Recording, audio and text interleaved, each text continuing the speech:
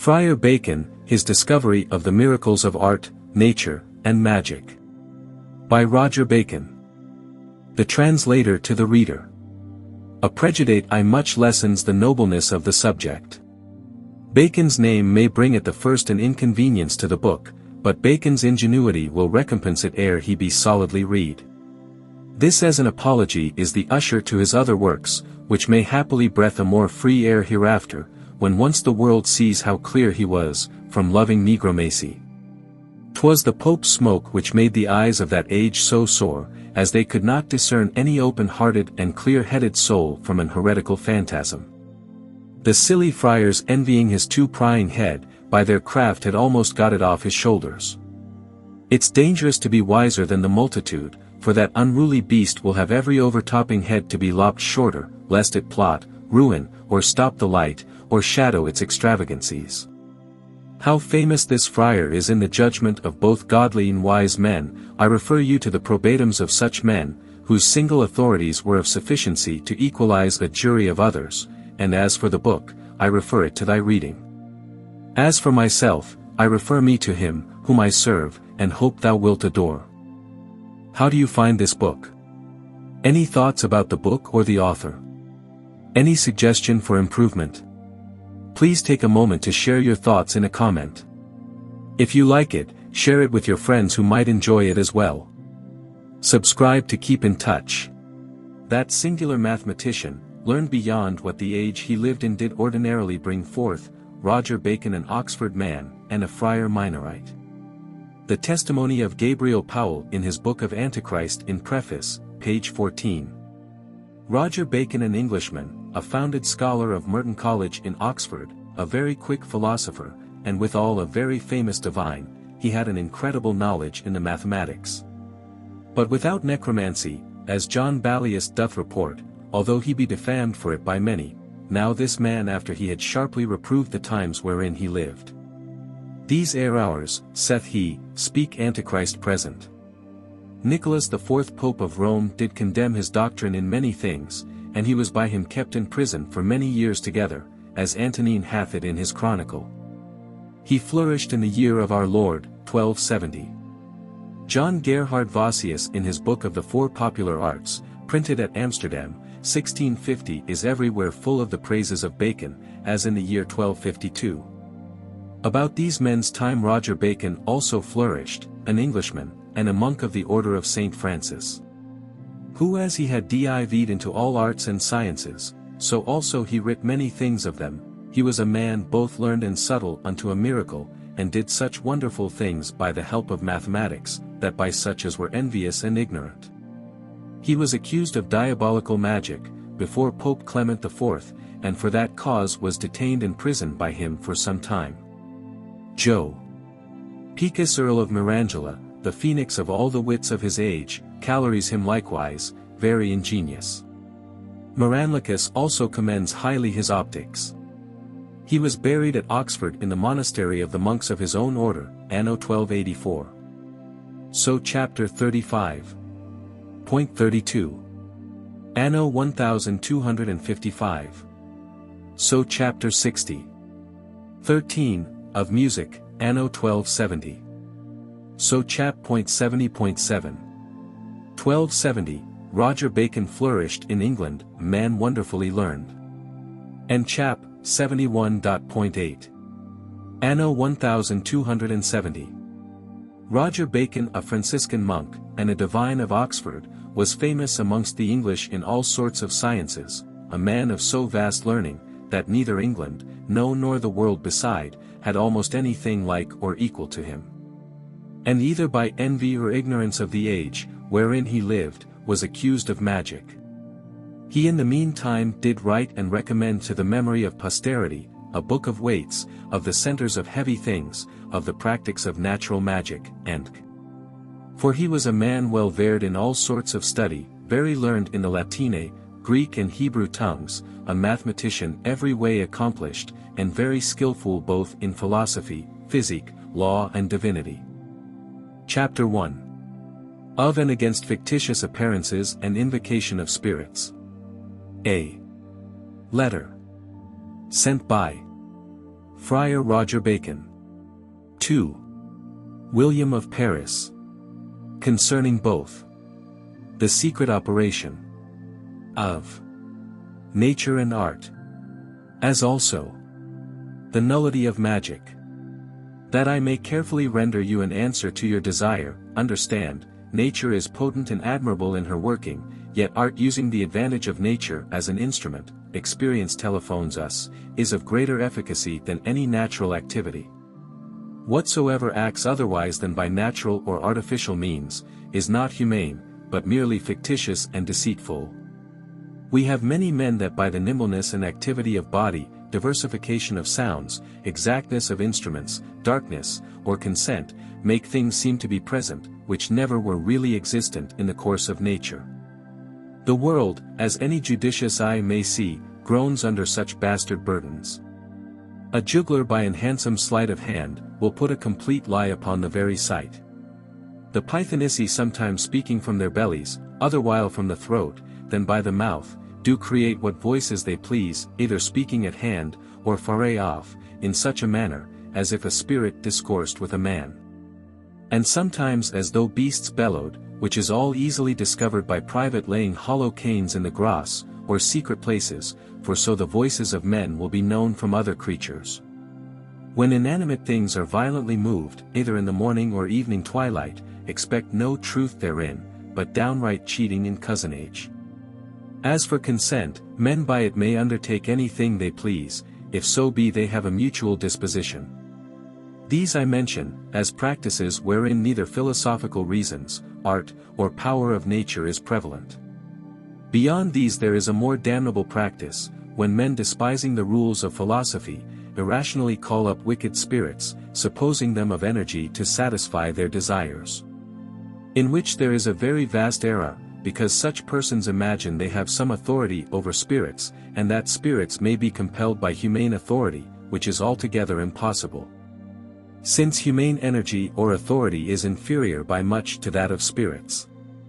Besides, they admit a more vast mistake, supposing such natural instruments, as they use, to be able either to call up, or drive away any wicked spirit. And they continue their mistake in endeavoring by invocations, deprecations, or sacrifices to please spirits, making them propitious to their design. Without all question, the way is incomparably more easy to obtain anything, that is truly good for men, of God, or good angels, than of wicked spirits. As for things which are incommodious for men, wicked spirits can no further yield assistance, than they have permission, for the sins of the sons of men, from that God, who governs and directs all humane affairs.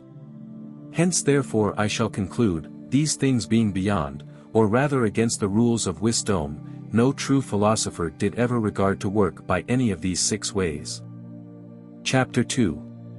Of Charms, Figures, and their Use.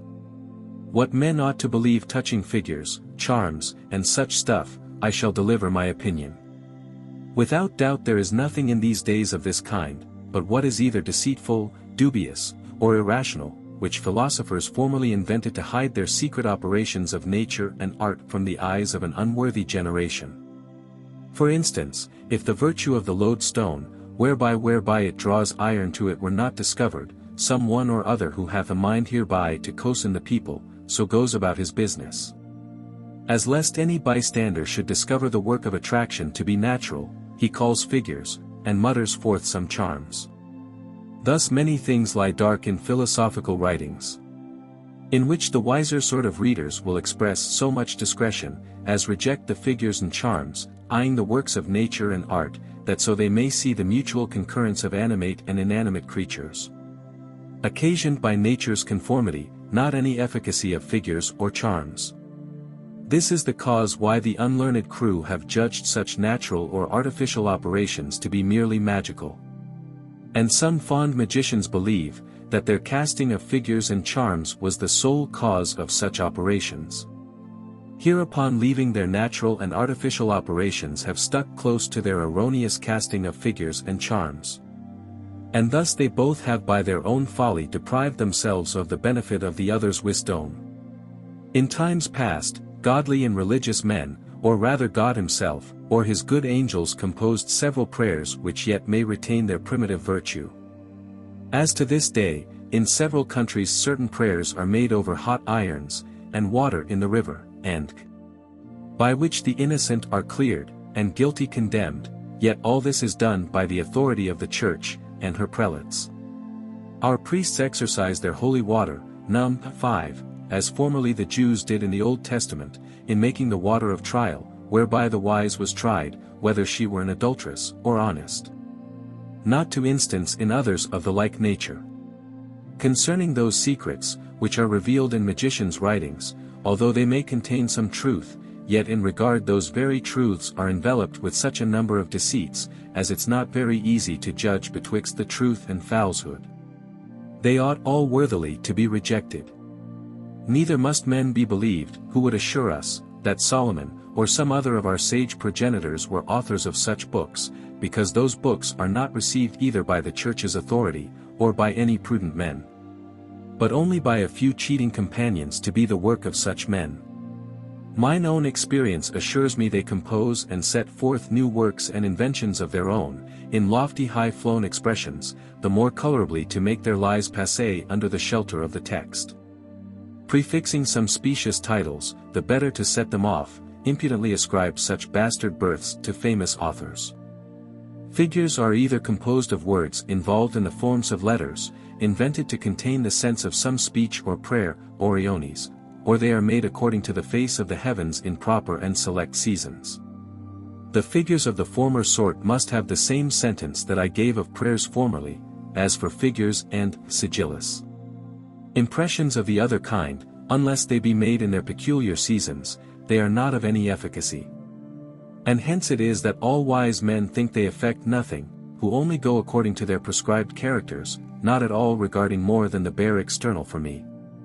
The more knowing sons of art, dispose all their works of nature and art according to the power of the heavens, casting their work under a right constellation, no less than the casting it in a right figure.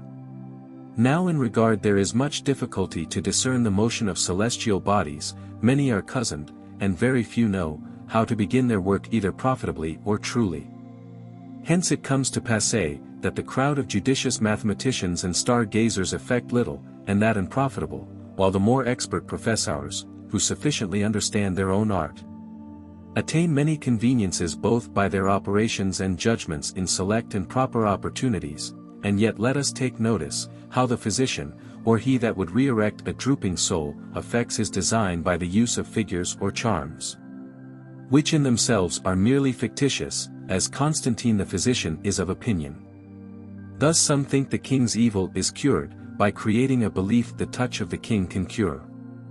Physicians use figures or charms, not for any prevalency in them, but that the raising of the soul is of great efficacy in the curing of the body, and raising it from infirmity to health, by oy and confidence is done by charms. For they make the patient receive the medicine with greater confidence and desire, exciting courage, more liberal belief, hope and pleasure. The physician then who would magnify his cure, may work some way of exciting hope and confidence in his patient. Not that hereby he should cheat, but stir up the sick to believe he shall recover, which if we pin our faith on Constantine's sleeve, is very tolerable. This may be done lawfully, if the party that is the principal agent doth nothing by way of compact with any spirit, or sinistrously. Upon this account he defends the hanging charms or figures about the neck. The soul no question is of much prevalency by reason of its strong affections over its proper body, as Avicen saith in Lib de Anima, and 8. An animal, to which all wise men accord. Hereupon it was, that they concluded sick persons should be delighted by the company of children to play before them, and other pleasing objects. Yea, they frequently consent to such things as please the appetite, though they be obnoxious to their disease, because affection, desire and hope of the soul conquers many diseases. Chapter 3. Sermonis. Of the force of speech, and a check to magic. In regard truth must not receive the least injury, we should take more exact notice how every agent communicateth the virtue and species which is in it to other extrinsical objects. I mean not only the substantial virtue, but even ative accidents, such as are in tertia specie qualitatis. As for the virtues which flows from the creature, some of them are sensible, some insensible. Man, which is both the most noble corporeity, and dignified rational soul, hath no less than other things heat and spirits exhaling from him, and so may no less than other things emit and dispose of his virtues and species to external objects. Some creatures we know have power to metamorphose and alter their objects. Plin. Nat. History lib 39.c.4. As the basilisk, who kills by sight alone.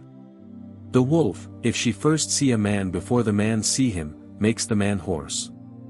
Plin. Lib 8.cap. 22, Solon. Polly. Cap 8. Plin. Lib 8, cap. Point 30. Solon.c30. The hyena suffers not the dog which comes within his shadow to bark, as Solinus de Mirabili Bus Mundi, and others, and Aristotle lib 3. De Vegetab. Saith, that female palm trees bring forth fruit to maturity by the smell of their males. And mares in some kingdoms impregnate by the smell of horses, as Solinus affirms. Aristotle in his Secrets assures us of several other contingencies which issue from the species and virtues of plants and animals.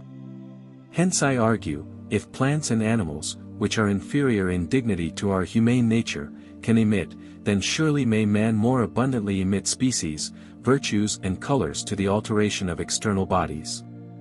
To this purpose is that, which Aristotle telephones us, lib de somno and vigilia, a menstruous woman looking in a glass, doth infect it with spots, like clouds of blood. Solinus further writes, cap 6. Vid. and c. Plin. L.7.c.2. That in Scythia there are women which have 2 sights in one eye. Hence Ovid, nos edi pupilla duplex, and that these women by their glances kill men. In the northern country some are said to have an evil eye, and to do harm by their looks, yea though they do it not voluntarily. And we ourselves know, that men of an evil complexion, full of contagious infirmities, as leprosy, the falling sickness, spotted fever, blear-eyed, or the like, infects those men in their company, while on the other side, men of a sound and wholesome complexion, especially young men, do by their very presence exhilarate and comfort others. Which no question, as Galen in his Techne, proceeds from their pure spirits wholesome and delightsome vapors, their sweet natural color, and from such species and virtues as they emit. He holds sight by emission. That man whose soul, the soul sinful or not, works morally, not physically to the hurt of others, but the man who hath a body may do something medicanti corpore.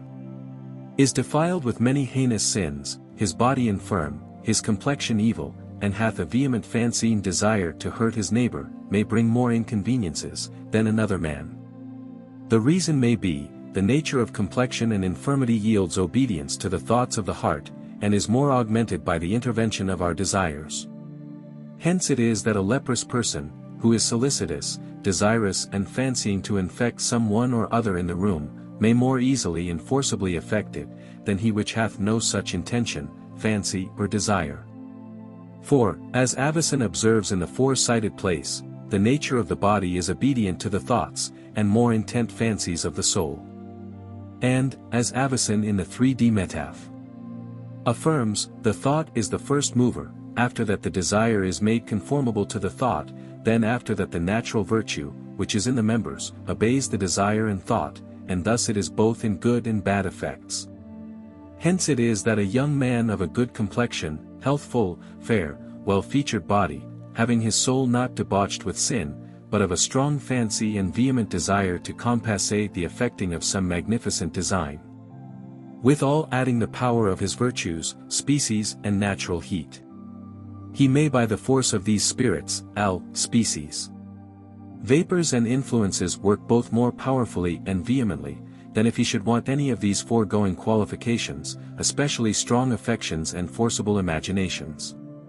Hence I conclude, men by the concurrence of the foresaid causes, words and works being the instruments, bring great undertakings to perfection. As for words, they are hatched within, by the thoughts and desires of the mind, sent abroad by heat, vocal arteries, and motion of the spirits. The places of their generation are in open passages, by which there is a great efflux of such spirits, heat, vapors, virtues, and species, as are made by the soul and heart.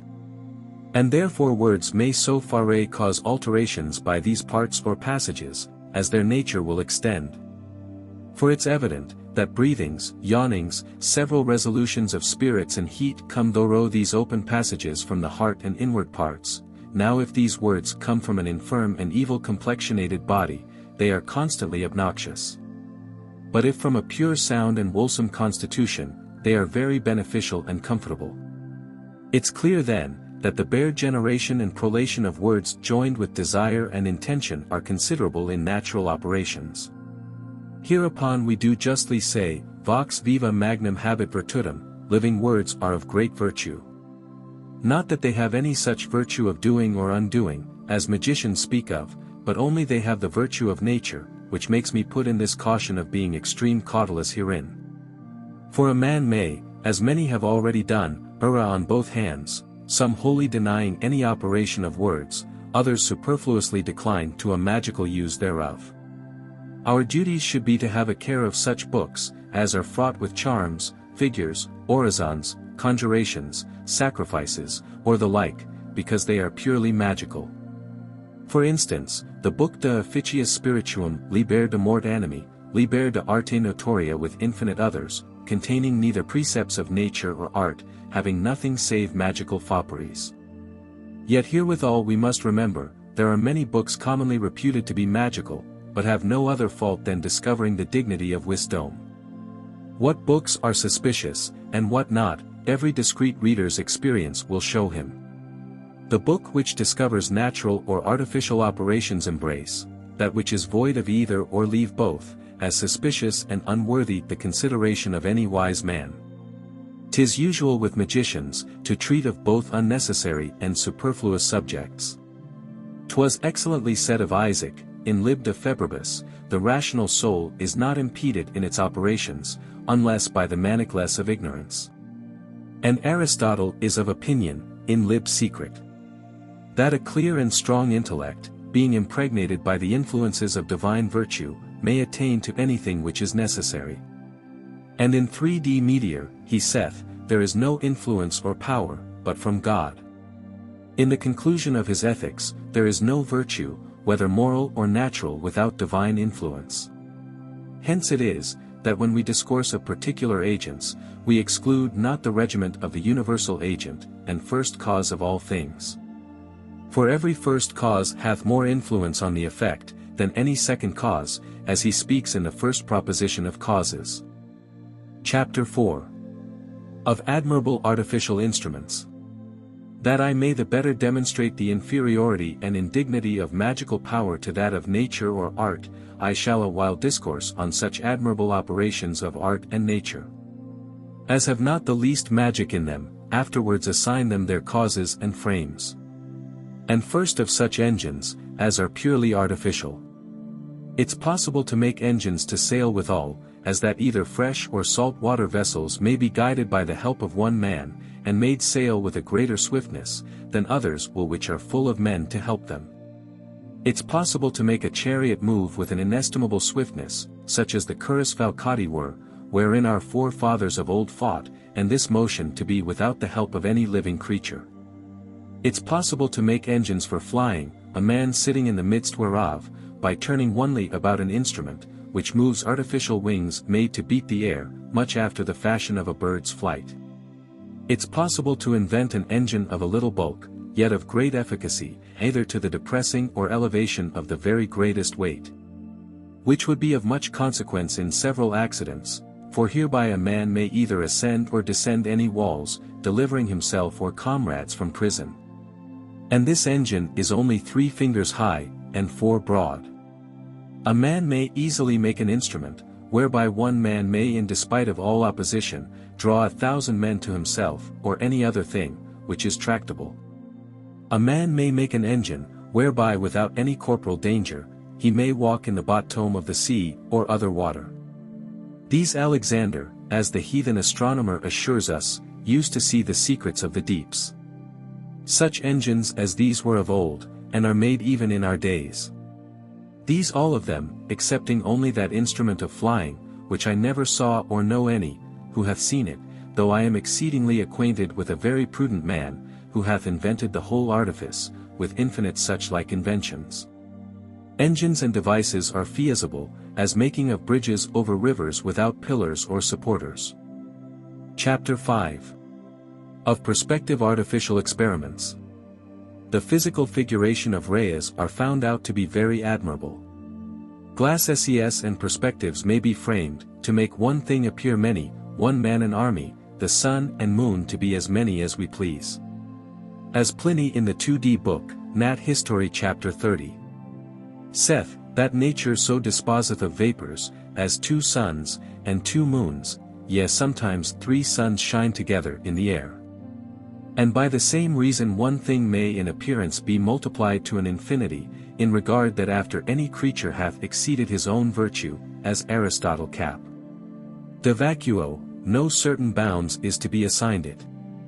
This design may seem advantageous to strike terrors into an enemy's camp or garrison, there being a multiplication of appearances of stars, or men assembled purposely to destroy them. Especially if the following design be conjoined to the former, viz. Glasses so cast, that things at hand may appear at distance, and things at distance, as hard at hand, yea so far may the design be driven, as the least letters may be read, and things reckoned at an incredible distance. Yea stars shine in what place you please. Away, as is verily believed, Julius Caesar took by great glasses from the coasts of France, to view the site and disposition of Stoth the castles and sea towns in Great Britain. By the framing of glasses, bodies of the largest bulk, may in appearance be contracted to a minute volume, things little in themselves show great, while others tall and lofty appear low and creeping, things creeping and low, high and mighty. Things private and hidden to be clear and manifest. For as Socrates did discover a dragon, whose pestiferous breathings and influences corrupted both city and Count Ray thereabouts, to have his residence in the caverns of the mountains. So may any other thing done in an enemy's camp or garrison, be discovered. Glasses may be framed to send forth species, and poisonous infectious influences, whither a man pleaseth. And this invention Aristotle shewed Alexander, by which he erecting the poison of a basilisk upon the wall of a city, which held out against his army, conveyed the very poison into the city itself.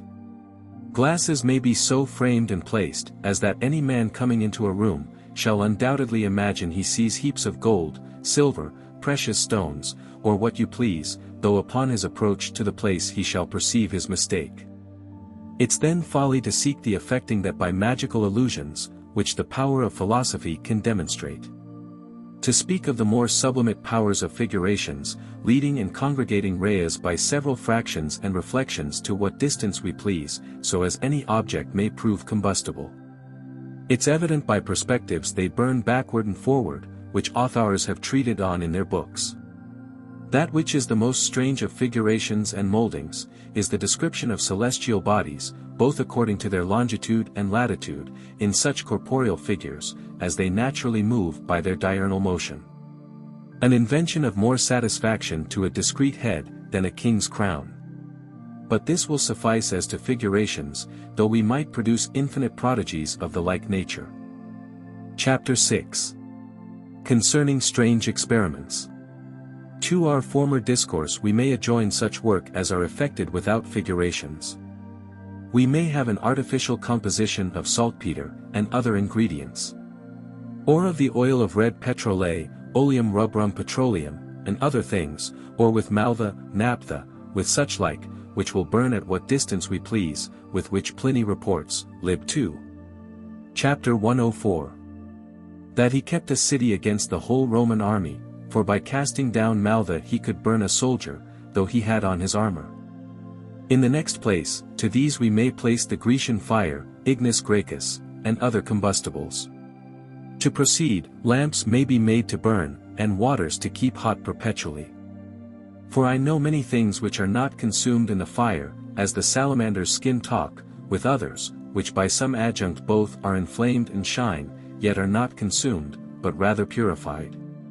Besides these, we may speak of diverse admirable pieces of nature. Art it should be, as I suppose. As the making thunder and lighting in the air, yea with a greater advantage of horror, than those which are only produced by nature.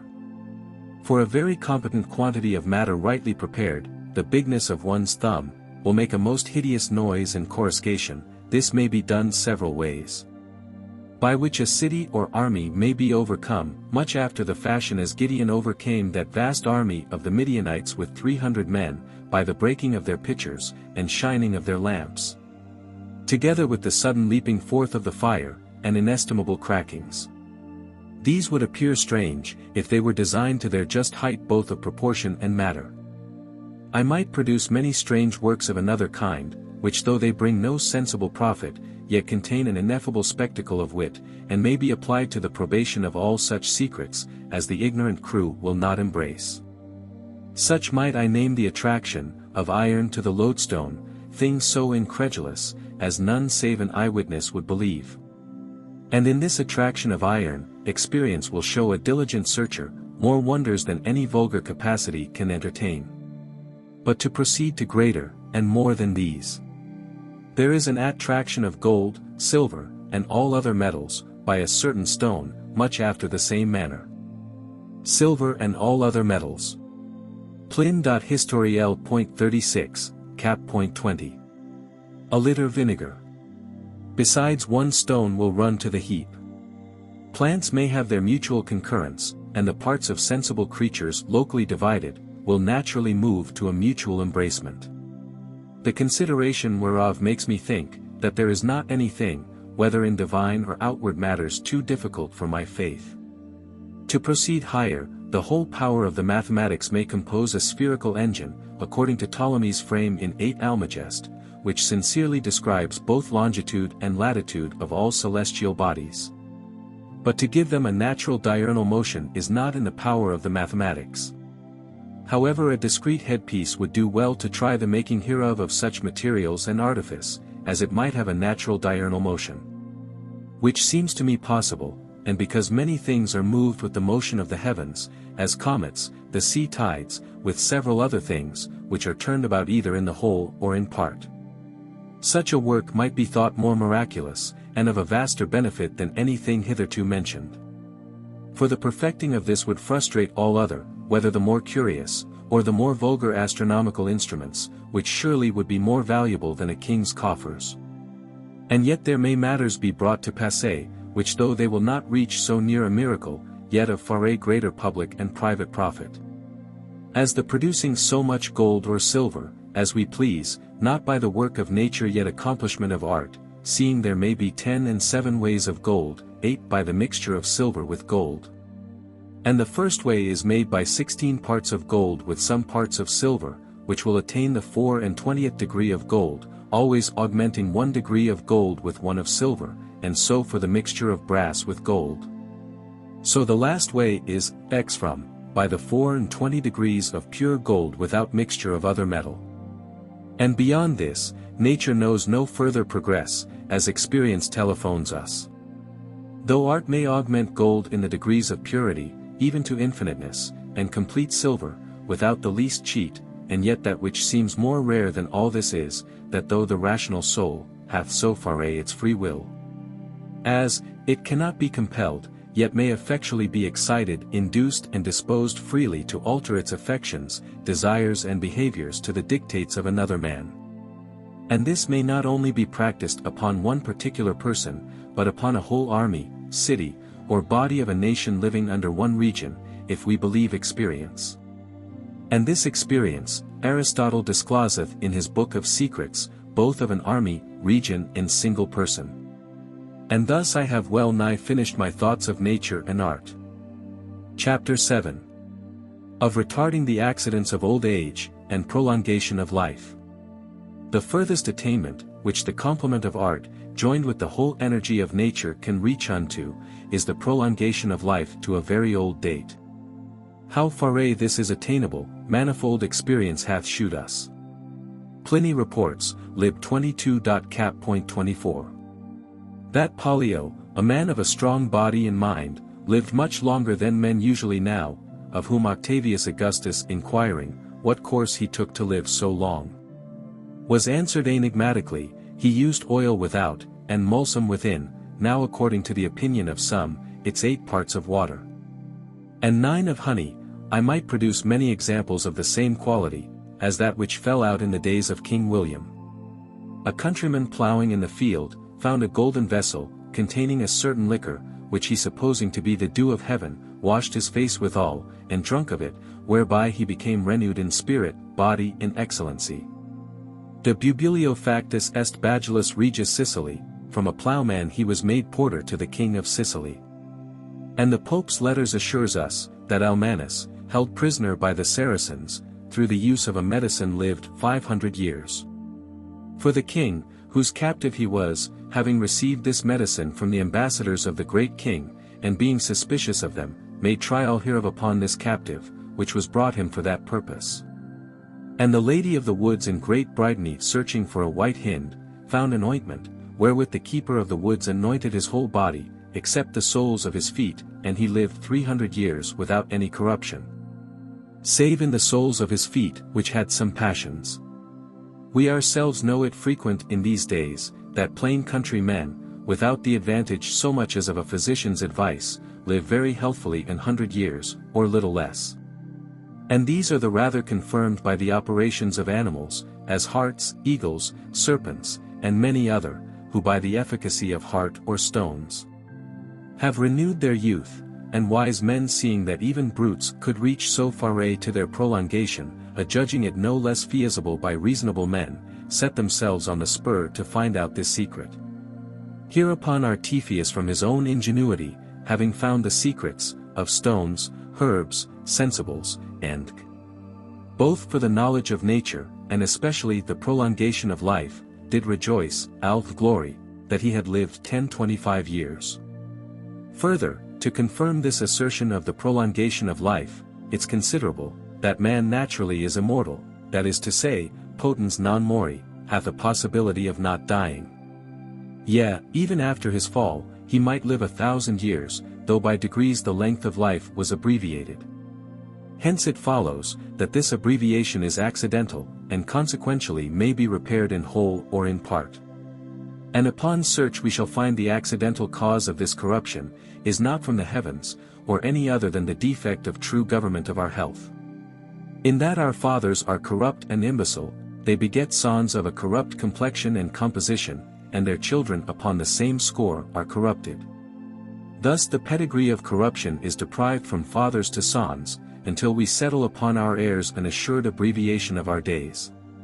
Yet this doth not conclude, that to perpetuity there shall succeed an abbreviation of our life, since there is a positive period set to our life. Men may live till they be 80 years, though then their days be but labor and sorrow. Psalm 90. Now if every man would from the breast exercise a complete regimen of health, which consists in such things as have relation to meat, drink, sleep, waking, motion, rest, evacuation, retention, air, and the passions of the mind, he might find a remedy resisting his proper malady. For upon the prosecution of such a regiment, one might arrive at the uttermost limit of that nature he had from his parents will permit, deust parenthesis in alio exemplo, and be led to the very last period of nature, I mean nature fallen from its original uprightness, beyond which there is no further progress. Because it doth little or nothing avail against the corruption of our ancestors, and yet the great impossibility of any man so ordering himself in a mean, in all the forementioned things, as the regiment of health exacts. Wherefore abbreviation of our days does not only from our progenitors, but hath its advantages from the want of regiment. However the art of physic sufficiently determines this. Although nor rich, or poor, wise or ignorant, no nor the most accurate physicians themselves, do accomplish this regiment in themselves or others, as every eye can discern. Yet nature is not deficient in necessaries, or art any ways incomplete, but rather is advantageous to make insurrections and eruptions against, and so foray into these accidental passions, as they are either wholly or in part rooted out. At first, and in the beginning of our ages declining, the remedy was easy, but since we have 5,000 years or more disadvantage, the cure is more craggy.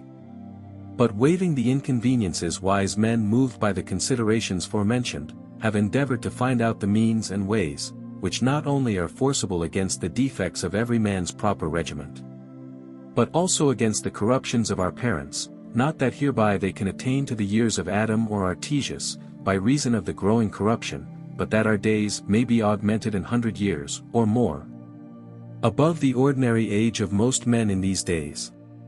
And though it be impossible absolutely to retard the accidents of old age, yet hereby they may mitigate them, so as life will happily be prorogued beyond the common account, yet always within the ultimate circuit of nature. There is a bounder of nature, set in men since their fall. There is a bounder of every particulate man arising from the proper corruption of his parents. Beyond both these bounders it's impossible to passer. Yet happily one may arrive beyond the latter, nor yet so far to go beyond it, as that the wisest of men can never reach the former. Although there be a possibility and aptitude of nature to proceed to that boundary our first parents set them. Let no man think this strange, since this aptitude extends itself to immortality, as appears both before the fall and shall be evident after the resurrection. Perhaps you may object, that neither Aristotle, Plato, Hippocrates, or Galen ever attained that prolongation. I shall answer, they have not attained the knowledge of many ordinary truths, which other ingenious heads have found out. And if so, they may easily miscarry in a business of such weighty consequence, though they made it their study, especially, if we consider, how they were burdened with other impertinencies, and so were sooner brought to their grey hairs, spending the inch of their candles in more debased and vulgar subjects, than in finding out the ways to so great secrets. We are not ignorant. Aristotle says in his Predicaments, that the quadrature of a circle is possible, yet not then known, yet he confesseth, himself and all his predecessors were ignorant hereof, yet we in our times know it. Now if Aristotle did come short in such a trivial, much more might he in the deep mysteries of nature. Even in these days wise men are ignorant of many things, which the most ordinary capacity shall understand ere long. Thus the objection is of little force. Chapter 8. Of obscuring the mysteries of art and nature. After an enumeration of some few examples concerning the prevalency of nature and art, that by these few we may gather many, by these parts the whole. And so from particulars, universals, which will demonstrate the unnecessary aspiring to magic, since both nature and art afford such sufficiencies. I shall now endeavor a methodical procedure in singulars, laying open both the causes and ways in particular, and yet I will call to mind how as secrets, of nature, dost in alio, are not committed to goat skins and sheep's pelts, that every clown may understand them, if we follow Socrates or Aristotle. For the latter in his Secreta Secretarum affirms, he breaketh the heavenly seal, who communicateth the secrets of nature and art, the disclosing of secrets and mysteries, producing many inconveniences. In this case allus Gellius in Noct. Addi. De Collation Sapientum, says, it's but folly to proffer lettuces to an assy, since he's content with his thistles. Et in lib. Lapidum, the divulging of mysteries is the diminution of their majesty, nor indeed continues that to be a secret, of which the whole fry of men is conscious. For that which all men, which wise, and the more noted men affirm is truth. That therefore which is held by the multitude, as a multitude, must be false, I mean of that multitude, which is distinct from knowing men. The multitude, it's true, agree with wise men in the more vulgar conceptions of their mind. But when they ascend to the proper principles and conclusions of sciences and arts, they much dissent, striving to get onely the appearances in sophisms and subtleties which wise men altogether reject. Al vacans sophisinatibus and inutilibus. And this their ignorance of the properties and secrets, makes the division from knowing men. Though the common conception of the mind, have all one rule and agreement with knowing men. Yet as for common things, they are of small value, nor inquirable for themselves, but rather for particular and proper ends. The reason then, why wise men have obscured their mysteries from the multitude, was, because of their deriding and flighting wise men's secrets of wisdom, being also ignorant to make a right use of such excellent matters. For if an accident help them to the knowledge of a worthy mystery, they wrest and abuse it to the manifold inconvenience of persons and communities. He's then not discreet, who writes in secrets, unless he conceal it from the vulgar, and make the more intelligent pay some labor and sweat before they understand it. In this stream the whole fleet of wise men have failed from the beginning of all, obscuring many ways the abstruser parts of wisdom from the capacity of the penorality. Some by characters and verses have delivered many secrets. Others by enigmatical and figurative words, as Aristotle says, in Lib Secret, O Alexander, I shall disclose to you the greatest of secrets, which it becomes you by divine assistance to keep secret and perfect the thing proposed. Take then the stone, which is no stone, which is in every man, and in every place, and in all times, and it shall be called the Philosophers' Egge, and the Terminus Ovi. And thus we find multitudes of things obscured in the writings and sciences of men, which no man without his teacher can unveil. Thirdly, they have obscured their secrets by their manner of writing, as by consonants without vowels, none knowing how to read them, unless he know the signification of those words. Significata. Thus the Hebrews, Chaldees, Arabians, nay the major part of men do most an end write their secrets, which causeth a great obscurity amongst them, especially amongst the Hebrews. For as Aristotle says in his forecited book, God gave them all manner of wisdom long before they were philosophers, and all nations had their originals of philosophy from the Hebrews, as Albumazer in Lib Introductoriae Majoris. And other philosophers, with Josephus Lib I. And Lib 8. Antiquit. Makes it evident. Fourthly, this obscuring is occasioned by the mixture of several sorts of letters, for so the ethnic astronomer hid his knowledge, writing it in Hebrew, Greek and Latine letters altogether. Ethicus astronomus fortas. N. Deust ergo omnis dedi ethnic.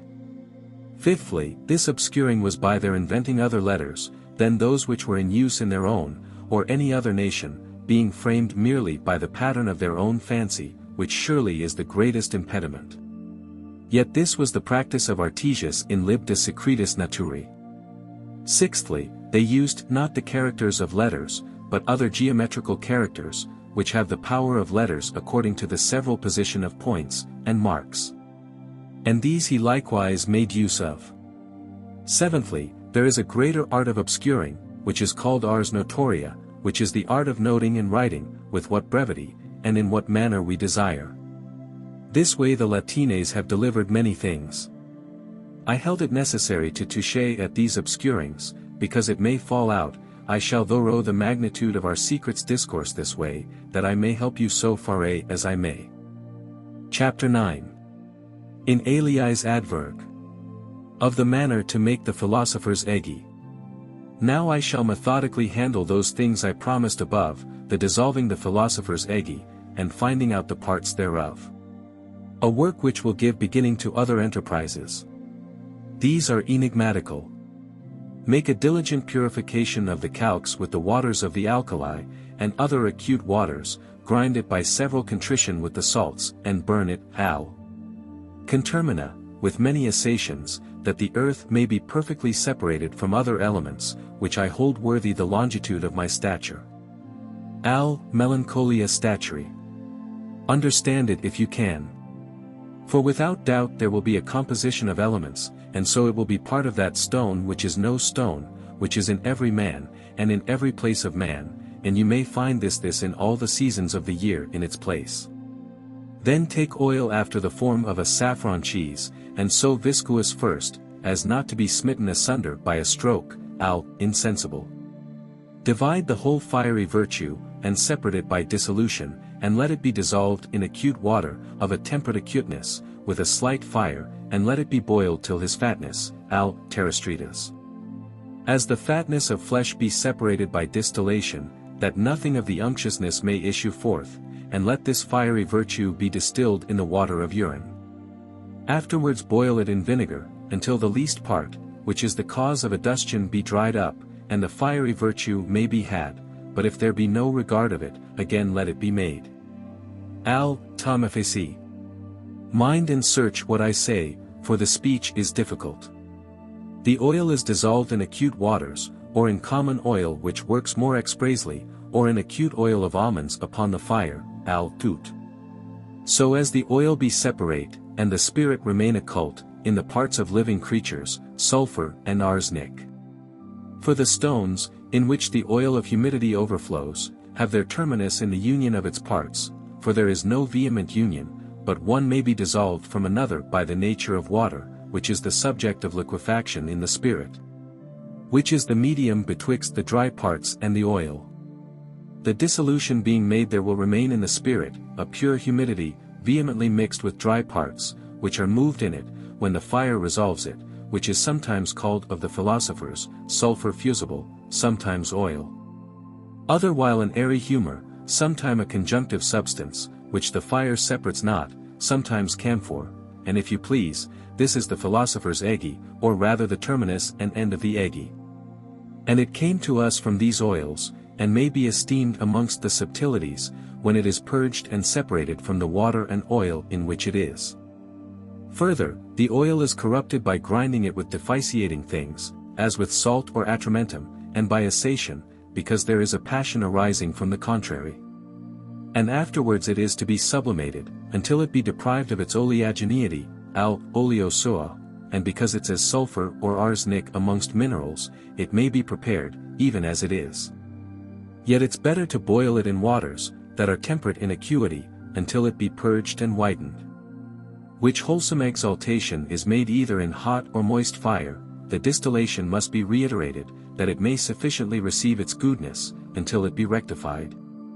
The signs of its last rectification are candor and crystalline serenity, and when other things grow black, by fire, this grows white, is cleansed, shines with clearness and admirable splendor. From this water and its earth comes argentum vivum in minerals, and when the matter hath waxed white, quandoque in salem aru dotoniacum, this way it is congealed. The stone of Aristotle, which is no stone, it set in a pyramid a hot place, or, if you please, in the belly of an horse or ox, and it imitateth an acute fever. For from 7 to 14, and from that it sometimes proceeds to 1 and 20, that the feces of the elements may be dissolved in its water, before it be separate, the dissolution and distillation is to be iterated, until it be rectified. And here is the end of this intention. Yet know that when you have consummated your work, you are then to begin. Another secret I shall shew you, you must prepare argentum vivum by mortifying it with the vapor of tin for pearls, and with the vapor of lead for the stone Iberus. Then let it be ground with desiccating things, and atramentis, and the like, as is said, and let there be an assation, then let there be a sublimation if for pearls 12 times, septies. If for redness 1 and 20 times, until the humidity within it be totally corrupted. Nor is it possible, that its humidity be separated by vapor, as the foresaid oil, because it's vehemently mixed with its dry parts. Nor doth it constitute as in the foresaid metals. In this chapter you may be deceived, unless you distinguish of the signification of the words. It's now high time I involve the third chapter, that you acquire the calx of the body, clavum operis, which you intend, the body is calcined, when it is apodiated, i.e. that the humour in it may be corrupted by salt, and with salt ammoniac and vinegar, and sometimes with burning things, and with sulphur and arsenic, and sometimes bodies are fed with argentum vivum, and sublimated from them, until they remain putrid. The claves of the art are congelation, resolution, insuration, proportion, and another way purification, distillation, separation, calcination and fixation, and then you may acquiesce. Remanient putris, ni faller male imprimatur aut debet esse pura aut putris. Chapter 10. Forte.620, of the same subject another way. In the 602. Arabian year you entreated me for some secrets. Take then the stone, and calcine it with a light assation and strong contrition, or with acute things. But in the end mingle it a little with sweet water, and compound a laxative medicine of 7 things, if you will, or of 6, or of 5, or as many as you please. But my mind rests in two things, whose proportion is better than the other fixed proportion, or thereabouts, as experience will teach you. Resolve notwithstanding the gold at the fire, and tried it better, Alchemalius Calesiant. But if you will credit me, take one thing that is the secret of secrets of nature, able to do miracles. Let it be mixed from two or more, or a phoenix, which is a singular creature at the fire, a junge. And incorporate by a strong motion, to which if hot liquor 4 or 5 times be applied, you have the composition. Yet afterwards the coelestial nature is deliberated, if you infuse hot water 3 or 4 times. Divide therefore the weak from the strong in several vessels, if you believe me, let that which is good be evacuated. Again, use the powder, and the water which remains, carefully express, for of a certain, it will produce the parts of the powder, not incorporated, therefore take the water by itself. Because the powder extricated from it hath power to be incorporated into the laxative medicine. Work therefore as formerly, until you distinguish the strong from the weak, and apply the powder 3, or 5 times or oftener, and work always the way, and if you cannot work with hot waters, do it with water of alkali. And by such acute things you make the violence of the medicine. But if by reason of the acuity and softness of the medicine it be broken, the powder, being applied, apply very carefully more of the hard and soft. But if it be by reason of the abundance of the powder apply more of the medicine. If it be by reason of the strength of the water, water it with pistols, pistillo. And congregate the matter, as you can, and separate the water by little and little, and it will return to its state, which water you must extricate, for it contains both powder and water of the medicine, which are to be incorporated. As the principal powder. Here you may not sleep, because here is contained a very great and profitable secret. If you rightly order in a right series of things, the parts of the shrub or willow, they will keep natural union, and do not deliver this to oblivion, for it is profitable for many things. You must mingle pearls with the made union, uni one facta. As I think there will arise something like the stone Iberus, and without doubt it mortifies that which is to be mortified by the vapor of lead. You shall find lead, if you express the living from the dead. And the dead you must bury in olibanum and sarcicala. Keep this secret, for it is of some profit, and so must you do with the vapor of pearls, and the stone tagus, and you must, as I have said, bury the dead. Chapter 11. 40.603, of the same subject another way. To your desire in the Arabian year 630. I return this answer. You must have the medicine which may be dissolved in the thing liquefied and steeped in it, and penetrate its interior parts, and may be mingled with it, and it may not be a fugitive servant but transmute it. Let it be mingled by reason of the spirit, and let it be fixed by the calx of the metal. It is to be thought that fixion is prepared, when the body and spirit are set in its place, and the spirit is made a body. Take then of the bones of Adam, and of the calx the same weight, let there be 6 to the stone tagi, and 5 to the stone of pearl. Let them be ground with aqua vitae, whose property it is to dissolve all other things, so as in it they are dissolved and asated, until it be incerate, i.e. let the parts be united, as the parts in wax. The sign of inceration is, that the medicine liquefies upon iron very hot. Then let it be put in the same water in some hot and moist place, or let it hang in the vapor of waters made very hot, after that dissolve and congeal them against the sun, afterwards take saltpeter. And argentum vivum shall be converted into lead, and again, wash the lead with it, and mundify it, that it may be the next to silver, and then work as a pious man, and also the whole weight must be 30. But yet of saltpeter luruv ovir canutriet sulphurus, and so you may make thunder and lightning, if you understand the artifice, but you must observe, whether I speak enigmatically, or according to the truth. Some men have supposed otherwise. For it is told me, that you must resolve all into its first matter, of which you have Aristotle speaking in vulgar and known places, which makes me silent herein. When you have this, you have pure, simple and equal elements. And this you may do by contrary thing and various operations, which formerly I have called the claves of the art.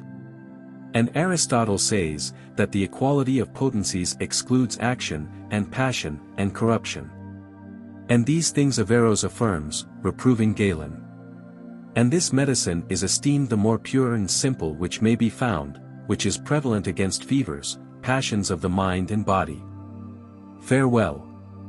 Whoever unlocks these, hath a key which opens and no man shuts, and when he hath shut no man opens. In this translation, I followed Dr. Dees' edition, printed at Hamburg, 1618.